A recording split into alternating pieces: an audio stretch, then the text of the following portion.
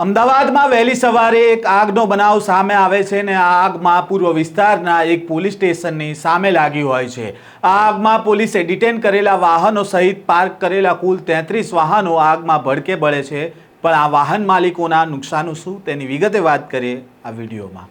વૈષ્ણવજન તો તેને કહીએ જે પીડ પરાઈ જાનાને રે।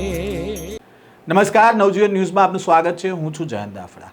અમદાવાદના રિંગ રોડ પર આવેલા ઓઢવ બ્રિજની નીચે ટ્રાફિક પોલીસ દ્વારા ડિટેન કરવામાં આવેલા વાહનોમાં આગ લાગવાની ઘટના બની હતી। વહેલી સવારે અચાનક જ વાહનોમાં આગ લાગતા ફાયર બ્રિગેડની 2 ગાડીઓ તાત્કાલિક ઘટના સ્થળ પર પહોંચી ગઈ હતી અને આગને કાબૂમાં લીધી હતી। ઘટનાની જાણ થતાં પોલીસ પણ તાત્કાલિક ઘટના સ્થળ પર પહોંચી ગઈ હતી અને આગમાં કુલ 33 ટુ વ્હીલર અને 2 ગાડીઓ બળીને ખાખ થઈ ગઈ હોવાની વિગત મળી રહી છે, જેમાં 22 ડિટેન કરેલા વાહનો હતા અને 11 ટુ વ્હીલર અને અન્ય લોકોના પાર્ક કરેલા વાહનો પણ હતા। વહેલી સવારે 7 વાગ્યાની આસપાસ ફાયર બ્રિગેડ કંટ્રોલ રૂમને મેસેજ મળ્યો હતો કે રિંગ રોડ પર ઓઢવ પોલીસ સ્ટેશનની સામે આવેલા બ્રિજની નીચે વાહનોમાં આગ લાગી છે, જેથી તાત્કાલિક ધોરણે ઓઢવ ફાયર સ્ટેશનની 2 ગાડીઓ ઘટના સ્થળ પર રવાના થઈ હતી અને ફાયર બ્રિગેડ પહોંચીને ત્યારે બ્રિજની નીચે પડેલા ટુ વ્હીલર અને ગાડીઓમાં આગ લાગી હતી। ફાયર બ્રિગેડના જવાનોએ પાણીનો મારો ચલાવીને તાત્કાલિક ધોરણે આગને કાબૂમાં લીધી હતી અને આગ લાગતાની સાથે જ ઓઢવ પોલીસ સ્ટેશનના સ્ટાફ પણ બહાર દોડી આવ્યા હતા। ઘટનાની જાણ થતાં પોલીસ ઉચ્ચ અધિકારીઓ પણ ઘટના સ્થળ પર આવી પહોંચ્યા હતા।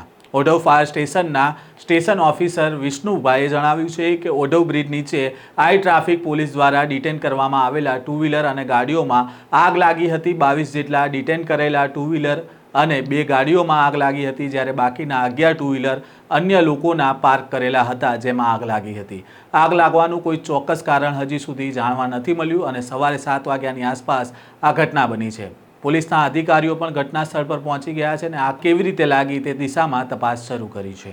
ઉલ્લેખનીય છે કે પોલીસ દ્વારા ડિટેન કરવામાં આવેલા વાહનો બળીને ખાખ થઈ જતા હવે વાહન માલિકોને નુકસાનની ભરપાઈ કોણ કરશે તે સવાલો પણ ઉઠી રહ્યા છે, પરંતુ કાયદાની રીતે જ્યારે પોલીસ વાહન ડિટેન કરે છે ત્યારે આ વાહનને છોડાવવાની જવાબદારી જે તે વાહન માલિક હોય છે તેની હોય છે અને જ્યારે આગ લાગે છે આવી ઘટનાઓમાં ત્યારે વીમા કંપની દ્વારા આ વાહનોને નુકસાનની ભરપાઈ કરવામાં આવતી હોય છે।